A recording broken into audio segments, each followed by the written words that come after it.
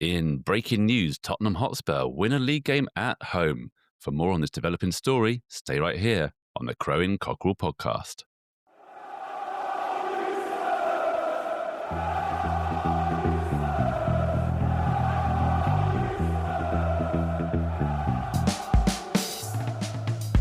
Hello and welcome to another episode of the Crowing Cockerel podcast. I'm Graham and I'm here with Mark. Hi, Mark. Hello. And Tom. Hi, Tom. Evening, chaps. Tottenham Hotspur are back in the top four race, back in the title race. Come on. It is all turning round like we all said it would. None of us were negative about anything that was going on. We are now a fantastic football team. We even got a point at Newcastle playing against 12 and smashed a really good Brentford side, and deservedly so. So, yeah, how are you feeling, guys? Well, I mean, I knew it was going to happen, as I told the world last week. So, feeling pretty happy that my prediction came true. I think I'm right in saying we are the only podcast in the land where that portrayal of what eventually happened was predicted. So we should be quite proud of that. To be fair, it was only by you. I was so miserable last week. And the only thing that is now making me miserable is how bloody smug you are. Because, what a massive turnaround.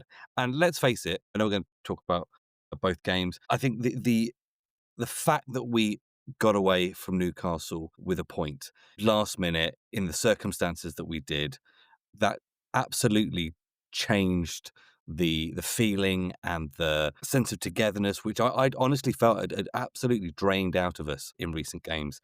But the sense that we were actually in it together, that after all that negativity around Vicario and some of the comments some of the players were coming out with, to do that in the way we did it in 90 plus minutes away from home, I think it absolutely has set us up to be in a much better place. Frank deserves a lot of credit because it feels like he's really trying to put out a more attacking and forward-thinking set of players and tactics out there.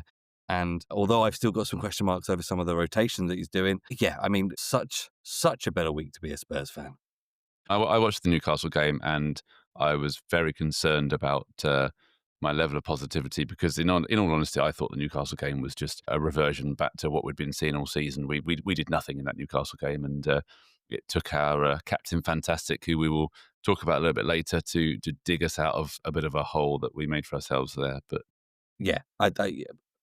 awful game, tremendous result, and a real catalyst that took us into the Brentford game.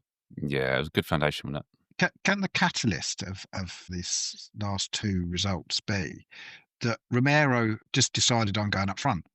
But the fact is that it was an absolutely fantastic diving header. I actually think unbelievable. The first goal is better than the second goal because a shinner that bobbled through about 20 players. It was great, but it wasn't a McTominay. It wasn't McTominay levels. It wasn't very high on the Trevor Sinclair scale, was it, in terms of overhead hits? So, but the diving header was brave. It was right in the corner. You don't get diving headers now. Everybody's doing overhead kicks. When's the last time you saw it? When's the last time you saw a decent diving header? So, and it sums Romero up. It was like I'm gonna get there first. I'm gonna put myself in where it hurts. So, it was a great captain's goal. We won't bang on about the ridiculous penalty decision. But I think from that point on, we seemed to have a little bit more confidence in what we were doing, and a bit more belief that we were going to get a result there. I think the Newcastle game maybe gave everybody a bit of confidence that they're not bad players. We can play a bit of football here. We've just got to, do things a bit quicker. But what a refreshing change on Saturday against Brentford. I mean, it was the best game of the season. I would say so. Got to be. In the terms of the quality of the football we played, I think you could perhaps say that tactically and for the results and for the team, the away result at City still ranks pretty high.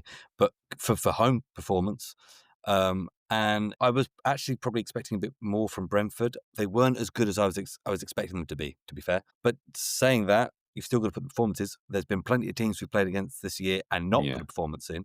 Exactly. And it was, we just seemed to be playing the ball quicker. I think one of the things I know we all wanted to shout out was Archie Gray.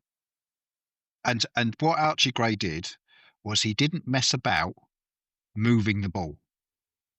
He didn't hold on to it. It was two-touch football all the time. Absolutely. And I saw something on Saturday quite regularly that I couldn't remember seeing previously. We actually played some first-time passes. Yeah. So once we scored the first goal in the way that we did, confidence just oozed through everybody, and that includes the crowd as well. There was a realization that was a good goal, because it was a good, attacking goal, lovely ball over the top from Porro, really good first time cross. Now, I don't want to go in on Kudos at all because he's probably been our best player this season, but has Kudos ever put a first time cross in this season? If that was him, I don't think that ball goes in, I'll be honest. Fantastic cross in, and Richarlison was in the right place at the right time. And it just makes such a difference when players want to get the ball forward quickly. And Archie Gray was a massive part of that. He really, really, really just kept turning it over. And it creates space for other people, doesn't it?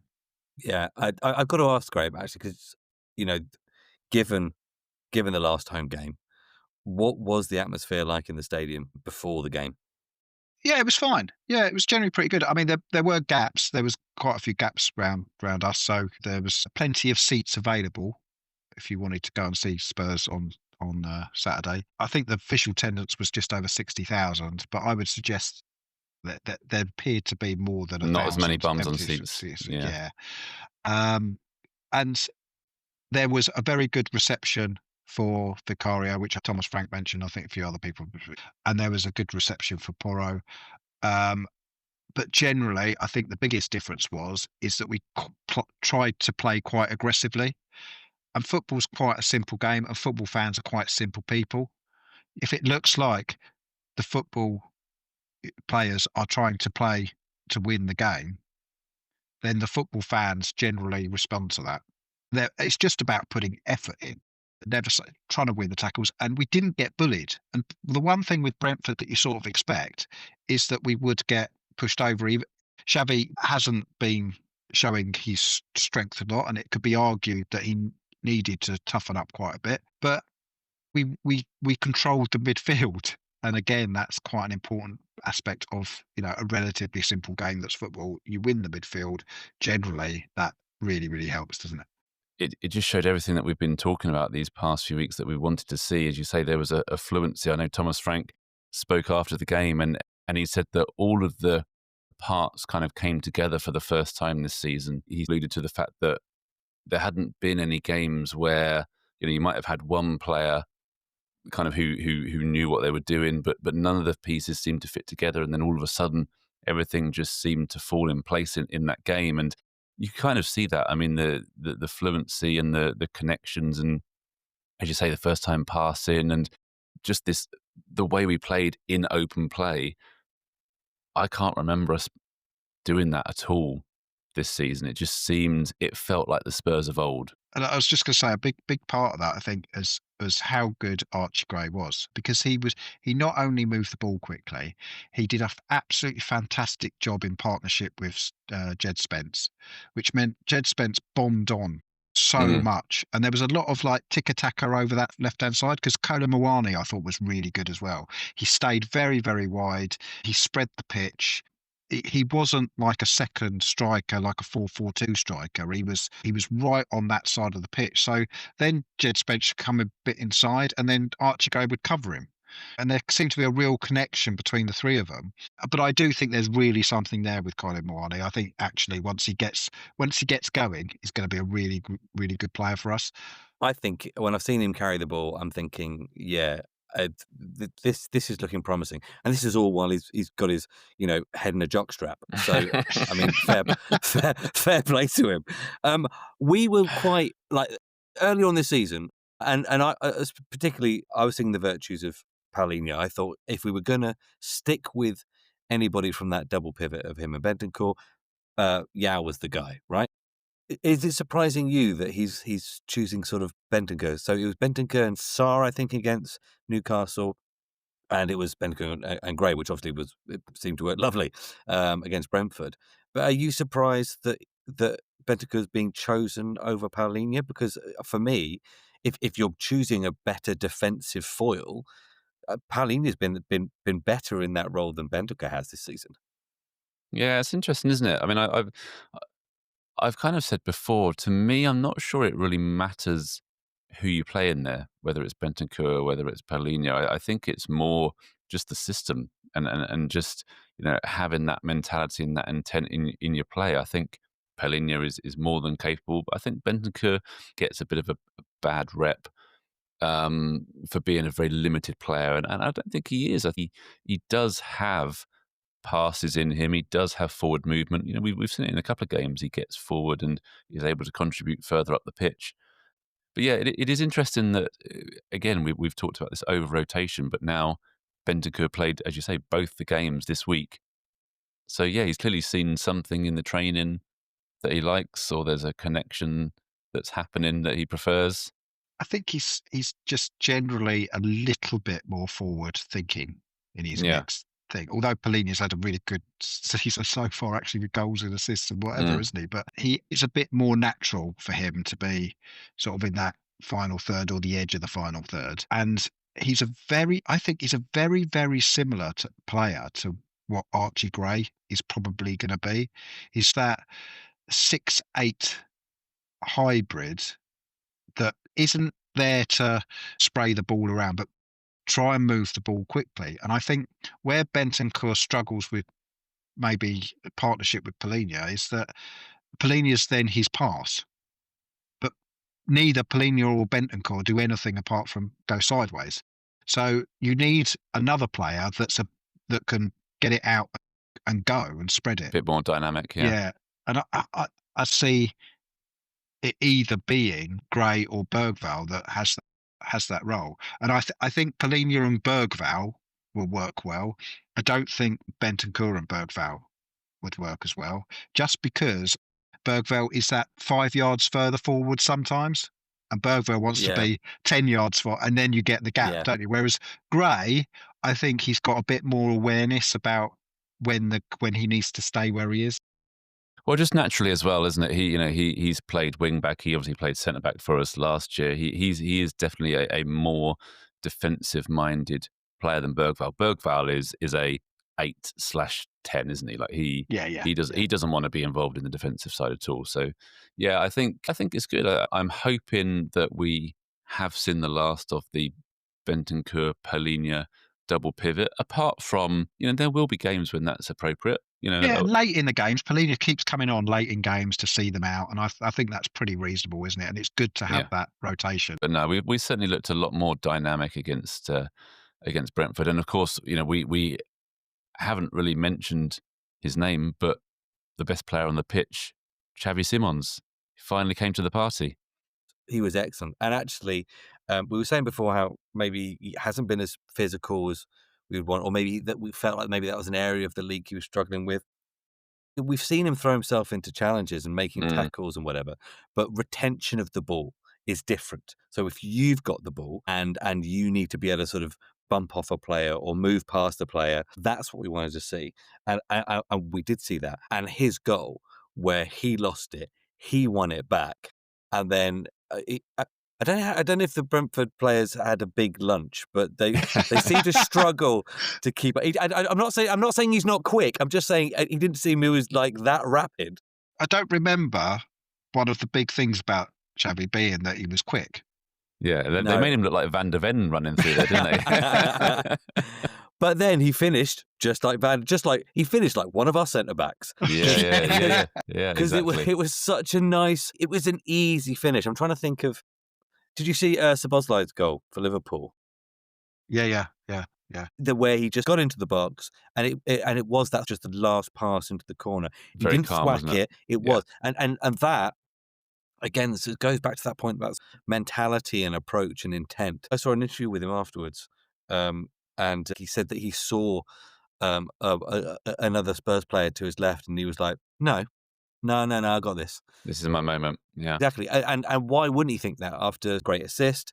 Some of the sort of positions he was taking up to receive the ball.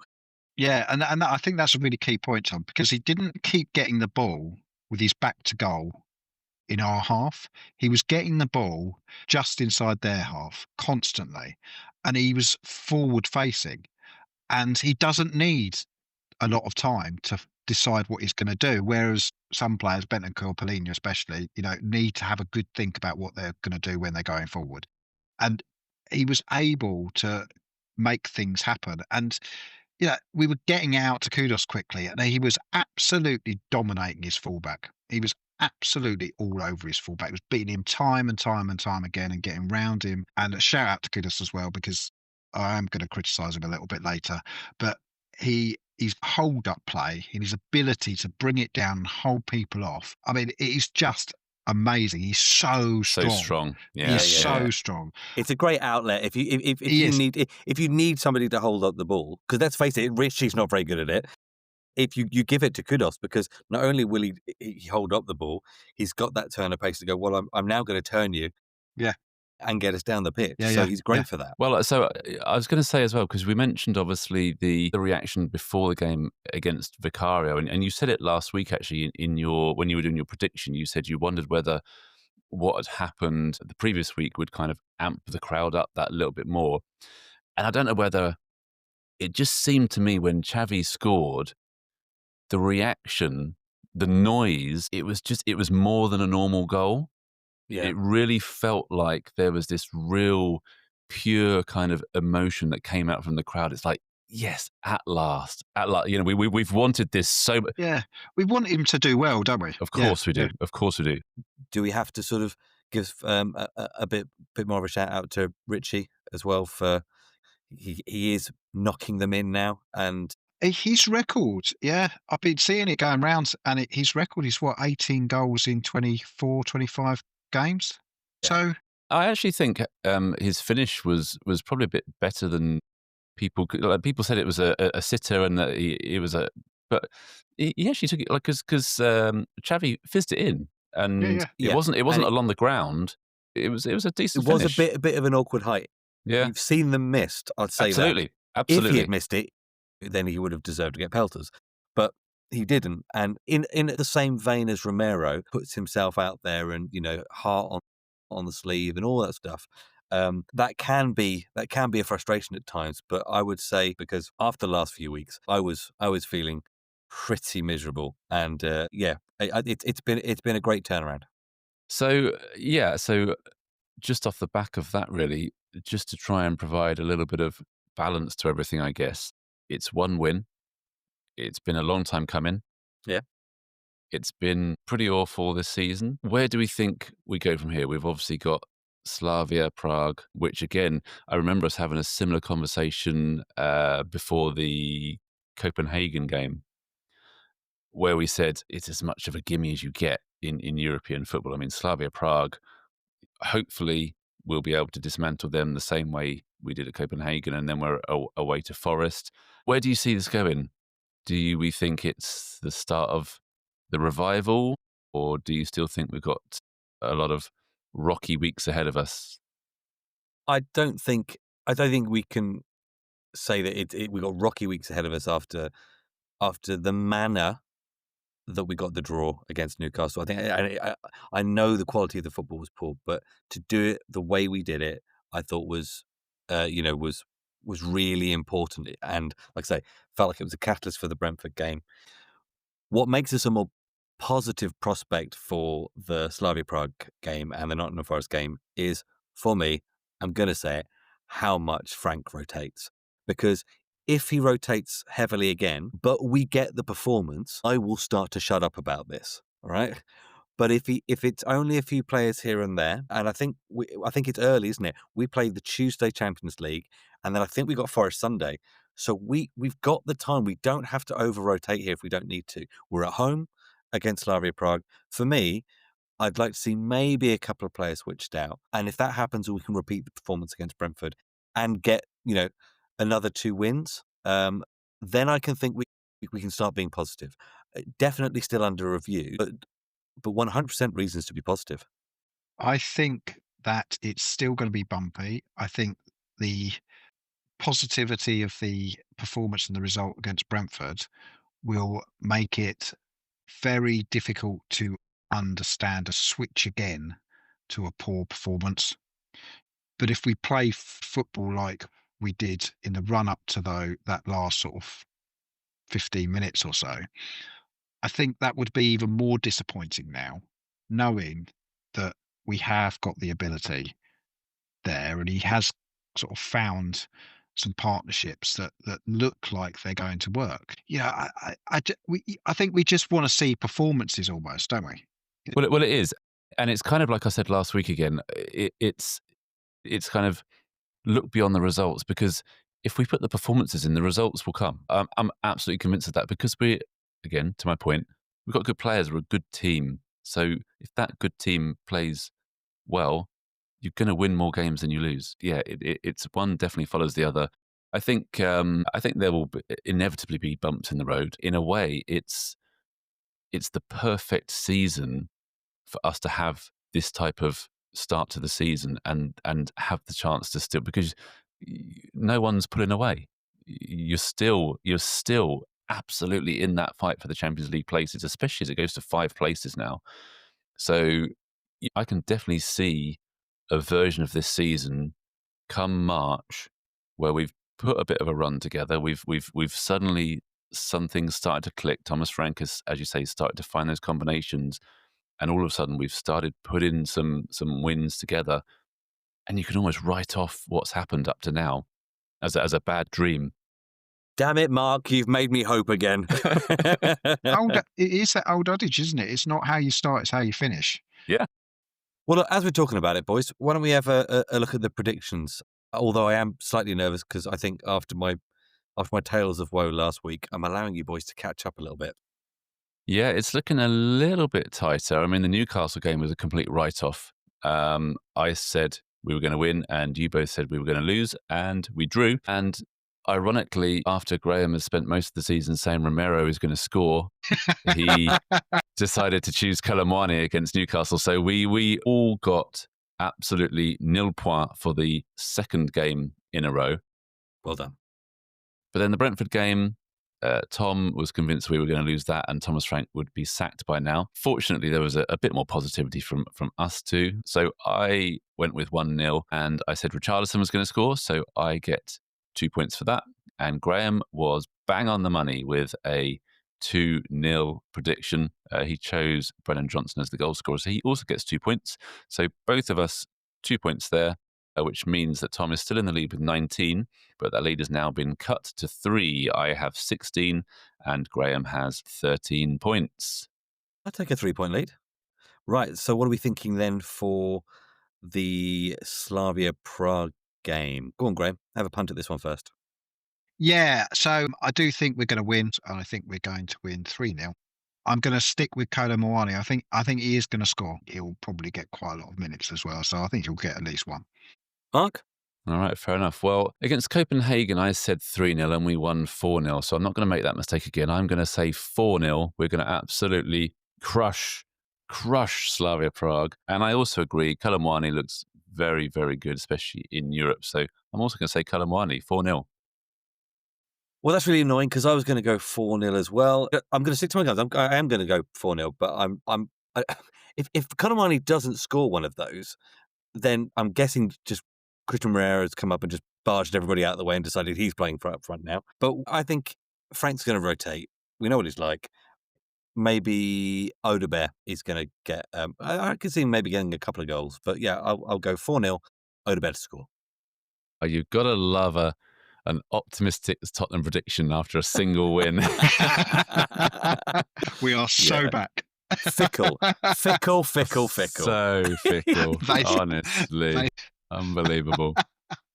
Do we come back down to earth then with the away trip to Nottingham Forest? Right. So my prediction against Nottingham Forest, because I think they're going to be really, really up for it. I think we're going to get a draw because our away record, is really, really good.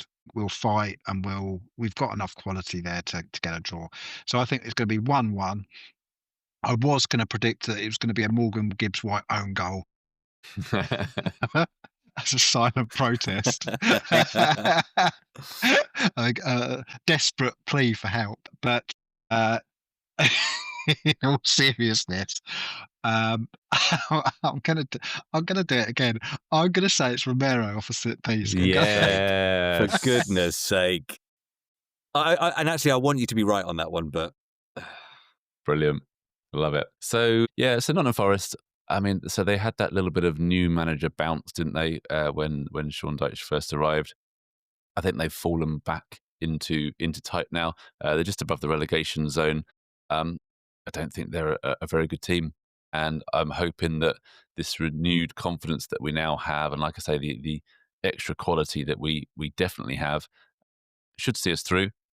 So I'm going to go with a 3-1 win, and I'm going to say that our new saviour of the season, Xavi Simons, is going to get his second Premier League goal of the season. Dude, that's super positive, and that's me. I'm there for it. They got beat pretty well by Everton. Even Gareth Barry came back and scored for Everton. I think that's who it was. But the upshot of that is, I reckon Sean Dyche will be dragging them over the coals this week. I have a feeling they'll be slightly better at home. I do want to stay positive. I'm not going to go for a draw. I'm going to go for a win. But I do think it will be a bit more of a battle. I'm going to say 2-1. And I'm going to give the guy his dues. You know, he's been putting in the work. He has been putting in the goals. I'm going to back Richie. So, positive week, but there is something I wanted to bring up. I think it's time for the Cock-a-doodle-diss. His hair's too long. He just honestly fallen into a sponge pudding. Cock-a-doodle-diss. Okay, so you're throwing me here, Mark, because you've been Mr. Positive, and then you're throwing a diss at us. So what's going on? Well, we've obviously been very gracious with our praise on our captain, Cuti Romero, and quite rightly too. He obviously saved us against Newcastle, put a commanding performance in against Brentford. But there is a certain part of his game, and I'm sure we all know what I'm about to say, that has crept back in and is a real worrying trend. And that is the inevitable Romero challenge, the yellow card, the recklessness. He's now been booked in each of his last 4 games. Yeah. And in between that, he's been suspended for getting 5 bookings. So he's now been booked 7 times in 12 appearances this season. And three of the last 4 games, he's been booked before the 35th minute. I hadn't realised that. So we talk about him being, you know, an inspirational leader and everything, but that's definitely come back in the last few games. How worried should we be about that? Because to me, it just shows I don't know what it is, a naivety or just this lack of responsibility to potentially, because certainly that challenge against Brentford, if that had been red, we could not have argued against it. Like, that was proper borderline, and it was crazy. We were bossing the game, and then he went and did something like that. To me, yeah, it's just a real worry that he's continuing to do something like that from a real experienced player. What do we reckon, boys? I really, really see where you're coming from. So my understanding is he's now got, is it 18 games, where if he gets booked 3 times in the next 18 games, he's got a 2-match suspension. Now, he's a centre-back, so it's fair, you know, if he got booked 3 in every 18 games, no one would complain. It's pretty likely that he will now be suspended for another 2 games. And I think what Spurs really need to grasp as a club and a group of players is the responsibility that they have to each other, to fight for each other and not put each other in poor situations. So Kudos doing showboating that nearly created a chance against Brentford. Rightly, he got balled out for it, because what are you doing? If they get back in the game and and then we're in trouble and the crowd goes against it, ends up 2-2. It's a whole different ball game, isn't it?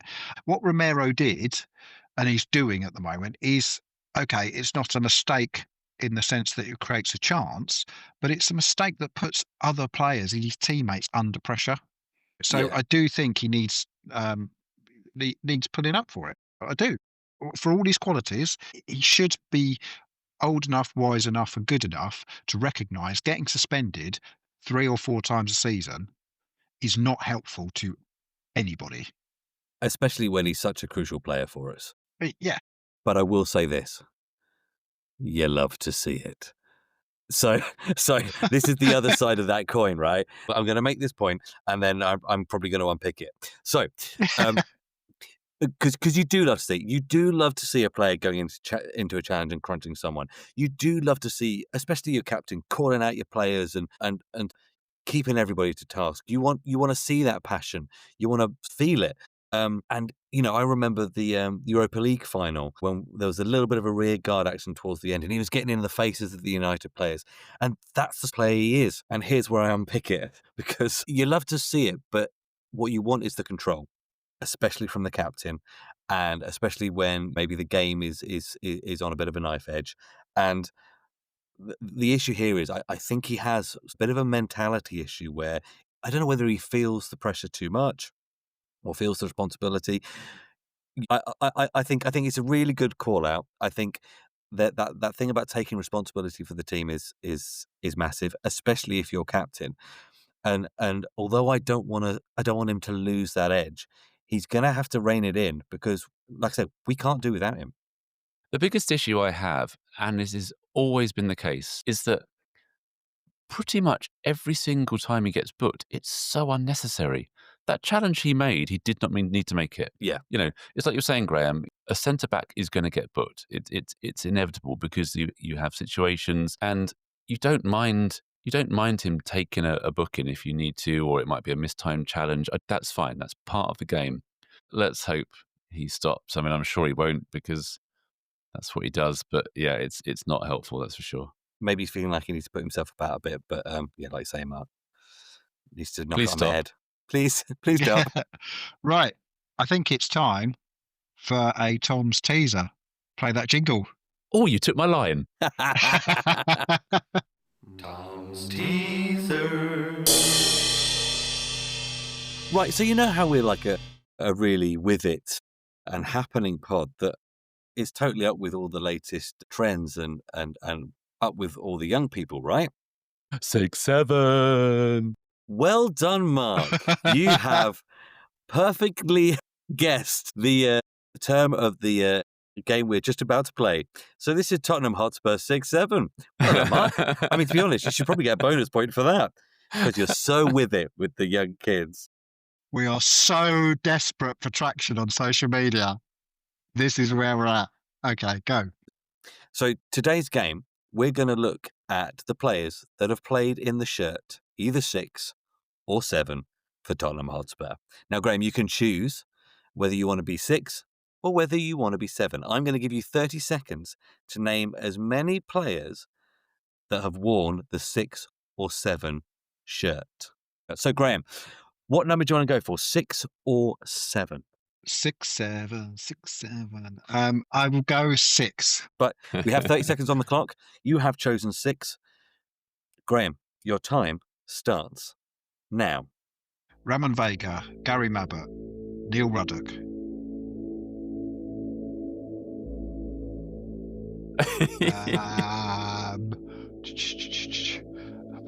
Number 6, probably a midfielder. 15 seconds gone. Okay, great. Time pressure is never what I wanted to, but yeah, really good at. Number 6. Alan 6 Nielsen, seconds left. Alan Nielsen, Stefan Freund. And that is your time, Graham. Sedgley! Steve Sedgley! No! What? Steve Okay. Sedgley? That's Okay. Shall we see how many Graham got right? So, you said Ramon Vega. Ramon Vega was not in the list.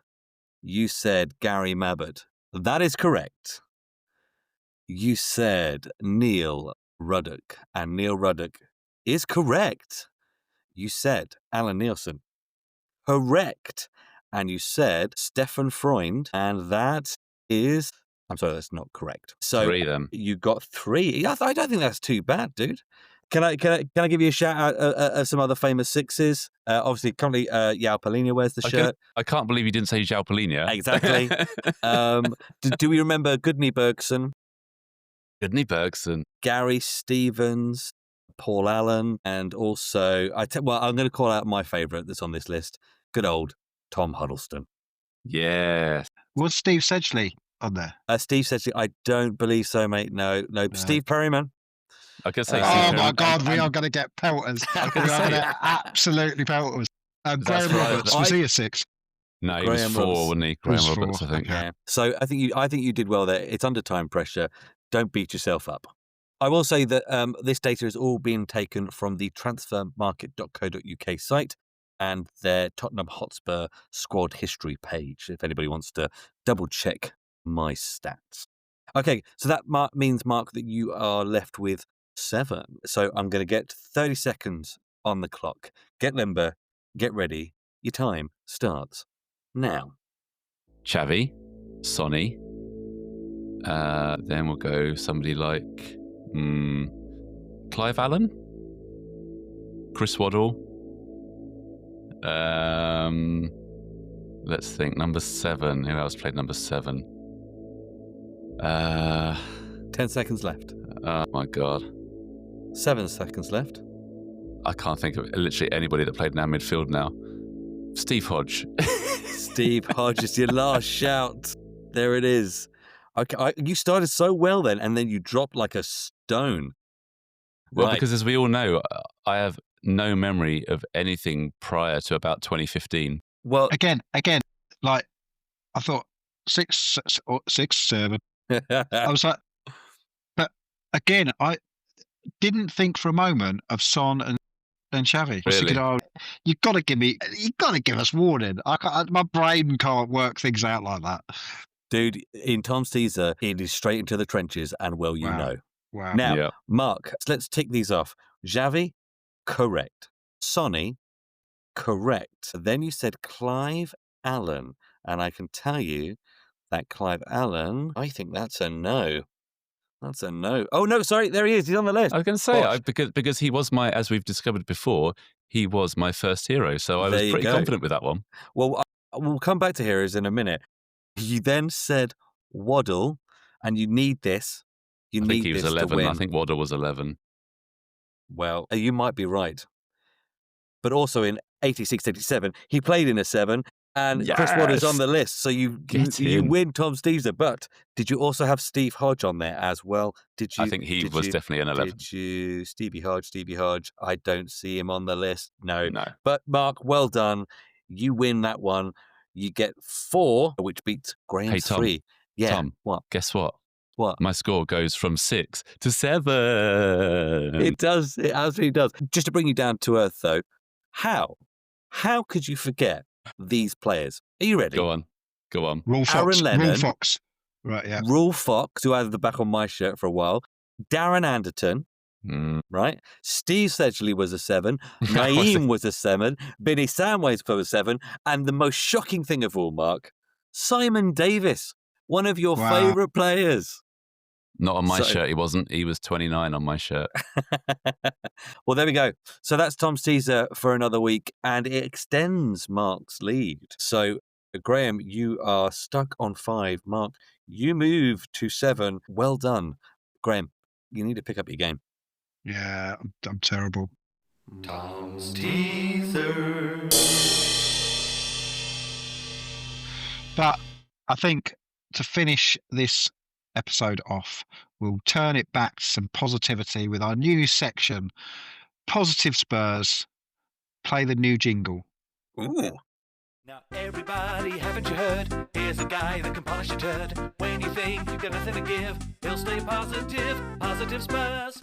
So the purpose of this little bit is that every week we'll try and find something really positive about the season so far, or something that's really making us smile. And to start this new little bit off, I want to talk about how we're going to finish in the top 5 places of the Puskas Award this year.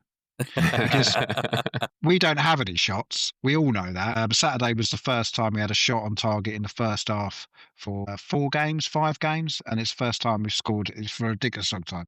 But when we score a goal, we do it properly, don't we? Now, the first goal was decent. The second goal, again, he ran from the halfway line, which would normally, probably, only 14 games into the season, be the best goal of the season so far.